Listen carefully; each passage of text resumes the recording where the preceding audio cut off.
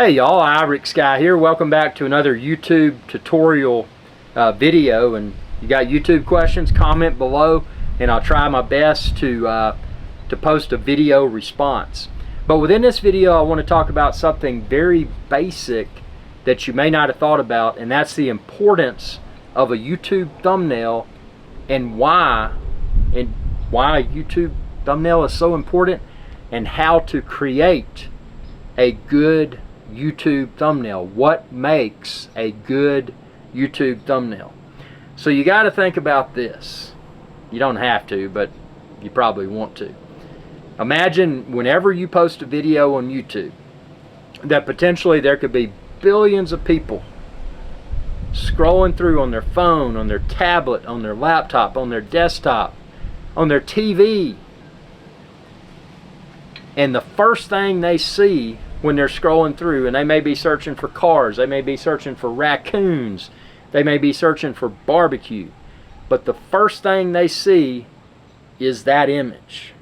And that image could be a photo, that image could be a photo with text, that image could be a photo with text plus logo, it could be a variety of different things. But if you imagine any screen, tablet, phone, television on the wall, huge TV, computer, you've got multiple thumbnails.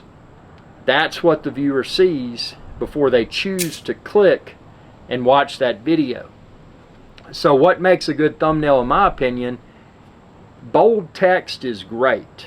Bold text, color that is easily separated visually from the photo in the background, because you want that text, but you also want the photo in conjunction with that to draw viewers in.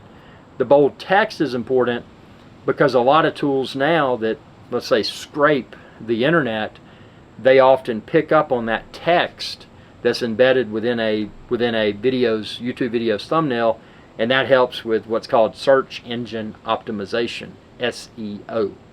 So the fact that you took the time to add text, that may potentially attract even more views to your video as that video becomes seeded among various forums, websites, etc. Because, you know, whatever search tool picked up on that, read the text, and boom, now your video's even gotten more exposure thanks to search engine optimization.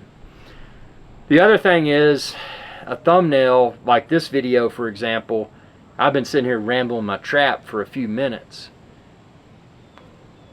You wouldn't want like a weird expression, you know, you wouldn't want something like that. So you don't want to just post your video and assume that the frame that, because YouTube will automatically generate a thumbnail and provide you a few different options to choose among. But those are captured from the video itself after it's uploaded to YouTube. Some of those may be the perfect shot. You may have the perfect expression, you may have your eyes open, assuming that the thumbnail involves a person or multiple people. But optimally, what you can do in post-production, and I use Final Cut Pro 10, subscribe, check out my Final Cut Pro 10 tutorials video playlist, and again, ask questions if you don't find a tutorial that you're looking for, and I will try to post a tutorial to respond to your question or questions. But ultimately what you'll do is part of the, before you upload your video to YouTube, and this is something I do, I'll go into my video editing software, Final Cut Pro 10, I'll skim through the video, I'll find the perfect shot with the best lighting or whatever, and then extract a still from that, and that still can become my YouTube video's thumbnail. And then all I've got to do is take that from, you know, take the still photo and put it into my image editing software. Now, a lot of people use Photoshop, a lot of people use Pixelmator. There's a lot of photo editing apps out there, but due to the emergence of, and this sounds spammy or whatever, but AI, artificial intelligence, actually AI has ushered in an abundance of very cool tools that can be leveraged for YouTube thumbnail creation. And one that I use, and it's web-based, and it's Adobe. It used to be Adobe Spark, now it's just called, I think it's Adobe Express.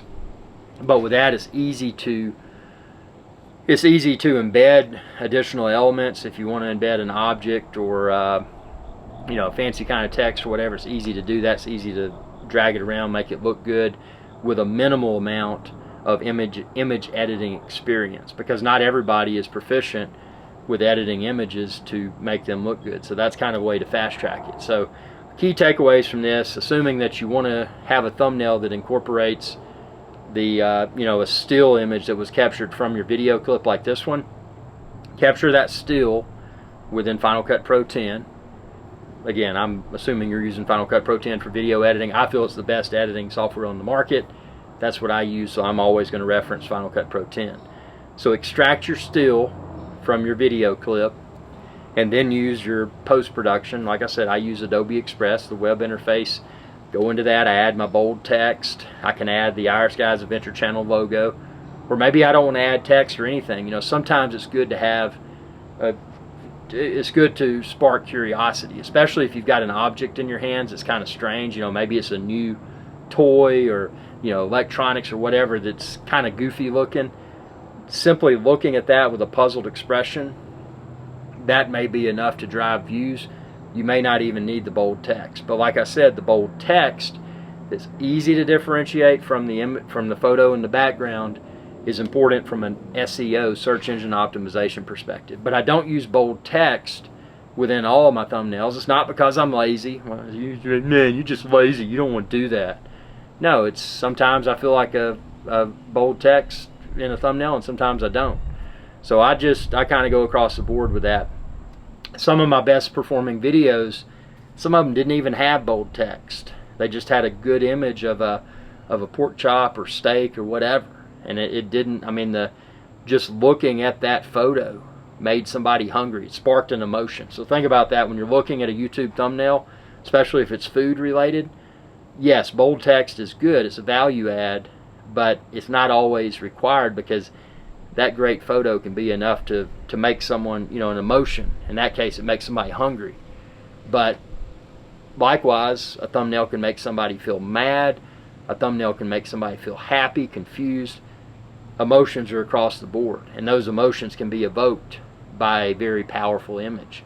So an image itself, what I'm saying by saying this is that the bold text is a value add, but it's not always required. But surprisingly, some of my videos that may not would have performed as well as they did, I think they performed well because I did add that bold text to the thumbnail. It helped with discoverability. So just kind of experiment, and we're going to dive into the YouTube analytics piece within a separate video. So subscribe to my channel, check out my YouTube tutorials video playlist, and you'll be able to learn more about that. But this was just covering thumbnails. I hope this was valuable information. Again, I encourage you to ask questions, because the questions you ask will allow me to have the opportunity to respond to your question or questions within upcoming YouTube videos here on Irish Guys Adventure Channel, youtube.com/IrixGuy. Again, I don't claim to be an expert. I've been doing this for several years. I know there's a lot of much larger YouTube channels, but I'm willing to share my knowledge learned, and I hope you enjoy it. And if you feel really good, not required, but if you feel really good, you can choose to click that thanks button down below this video, and you can choose to send me a super thanks, because it helps to support videos like this one. Thanks for your viewership. Be sure to subscribe and ring that bell when you do to be notified whenever I post another video. You have a good day. Y'all have a good day. Hey y'all, IrixGuy here. I hope you enjoyed this video, and please be sure to subscribe to my channel, and when you do, ring that bell icon to be notified whenever I post another video. Thanks for your viewership, and y'all have a good day.